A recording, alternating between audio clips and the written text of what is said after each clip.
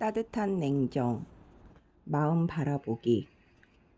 매일 입을 옷을 고르는 것처럼 생각을 고르는 법도 배워야 해. 인생을 통제하고 싶으면 정신부터 차려. 영화 먹고 기도하고 사랑하라에 나오는 인상적인 대사다. 얼마나 선뜻한 이야기인가. 인생을 통제하려면 정신부터 통제해라. 행동도 말도 잘 가리지 못하고 사는 우리가 그보다 더 근원적인 정신의 고삐를 틀어준다는 건 쉬운 일이 아니다. 그래서 동서고금을 막론하고 인류의 현자들은 수십 세기에 걸쳐 이 문제를 화두로 다루어 왔다. 날뛰는 마음을 붙잡아 내 통제 아래 두는 것. 그 중에서도 1순위는 화 다스리기다. 화는 마음속에서는 화이고 마음 밖으로 불거져 나오면 화가 된다. 자기 마음을 태우거나 남을 해하거나 둘 중 하나다. 어느 쪽이든 재앙이다. 개인적으로도 그렇고 사회적으로도 그렇다. 공동체를 해치는 온갖 범죄와 악행의 근원에도 상당 부분 이 화가 따리를 틀고 있다. 그래서 각종 철학서, 명상서마다 불멸의 레퍼토리로 화에 대한 처방전을 모색한다. 저마다 제시하는 해법이 다르겠지만 공통되게 관통하는 메시지가 있다. 바로 최대한 빨리 화를 본인이 통제 아래 가두라는 것이다. 고삐 풀린 망아지처럼 입으로 행동으로 뛰쳐나가기 전에 멈춰 세우라는 것이다. 그리고 그 핵심 기술로 많은 현인들이 제안하는 것이 마음 바라보기 요법이다. 화가 솟구치려는 찰나 거기에 그대로 휩쓸리지 말고 그 순간 마음의 요동과 흐름을 가만히 바라보라는 것이다. 가슴에서 작은 씨앗 하나가 올라오고 그 씨앗 위에 불길이 붙고 그것이 걷잡을 수 없는 기세로 번지는 과정을 어느 단계에서든 물끄러미 응시하라는 이야기다. 그러면 자각이 시작된다. 화를 촉발시킨 사소한 사건들을 자꾸 곱씹으면서 감정을 키우는 게 아니라 화로 인해 흔들리는 내 감정 자체를 들여다보는 객관 시스템이 가동한다. 말 그대로 객관이다. 내가 나를 객처럼 바라보는 것이다. 다른 말로 비유하자면 유체 이탈 같은 걸지도 모르겠다. 아, 내가 나를 가만 들여다보니 나라는 자아는 지금 화가 나 있구나. 화가 나는 생각을 자꾸 하고 있구나. 분노할 대상들을 떠올려 자꾸만 곱씹고 있구나. 이 인지체계가 가동되면 8알은 성공이다. 스스로 상태에 관한 인식이 시작되면 마음은 화로 쏠리던 집중력을 순간 다른 데로 돌리게 된다. 사유의 초점이 주인의 상태를 살피는 일로 옮겨간다. 명상가들은 그 순간 호흡에 집중할 것을 추천하기도 한다.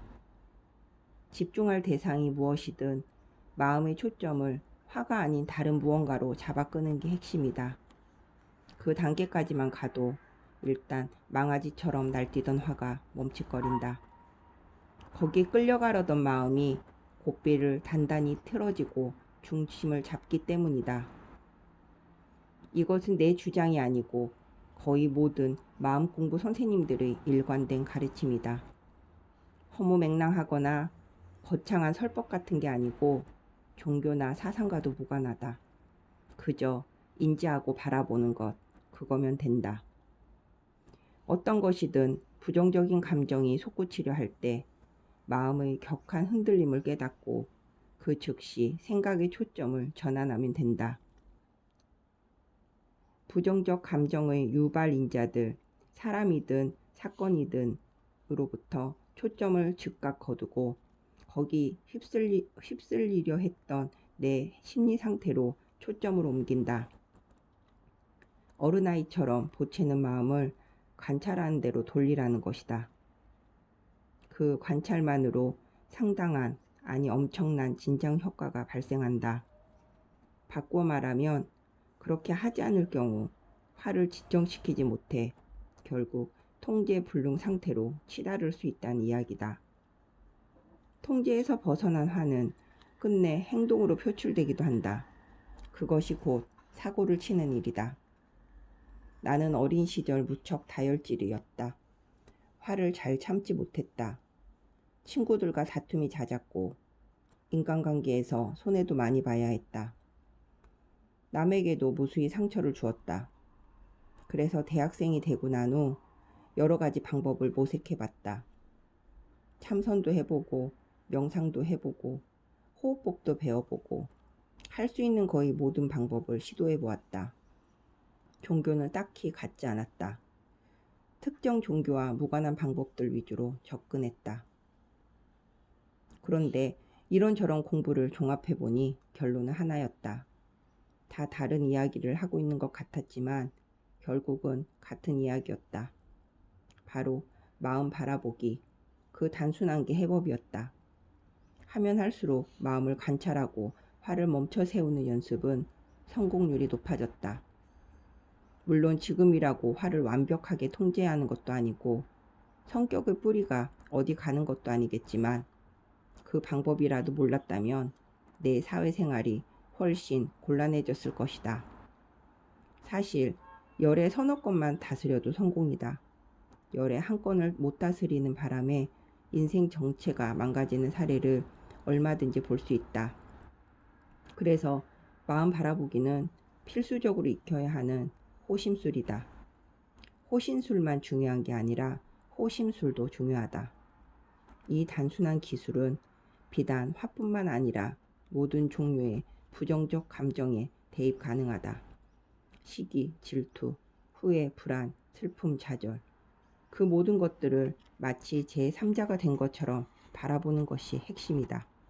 잠시 유체 이탈이라도 한 것처럼 내 자의식이 밖으로 빠져나와 마음을 가만 들여다본다고 상상하는 것이다. 혹자는 그 마음 위에 철부지 아이가 앉아 있다고도 상상한다. 그 아이를 살살 달래는 일은 곧 내 감정을 달래는 일이다.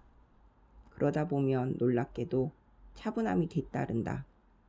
감정의 불씨가 그 자리에서 더 커지지 않고 주인이 다음 반응을 기다리며 멈추어 서 있는 경험을 하게 된다. 월든 숲에서 홀로 살며 지혜를 닦았던 미국의 현자 헨리 데이비드 소로도 그의 전 생애를 통틀어 청빈과 함께 이 자아관찰자적 태도를 강조했다. 스스로에게 거리를 두고 자아를 멀찌감치 물러서서 바라보는 것이 지혜의 핵심이라고 설파했다. 무릇 바깥 세상을 관찰하는 일은 재미있고 사랑하는 사람을 관찰하는 일은 행복하겠지만 나를 관찰하는 일은 스스로를 더 안전하게 만들어준다. 세상을 더 즐기고 사랑하며 살기 위해서라도 그 안전판부터 잘 갖추어야겠다.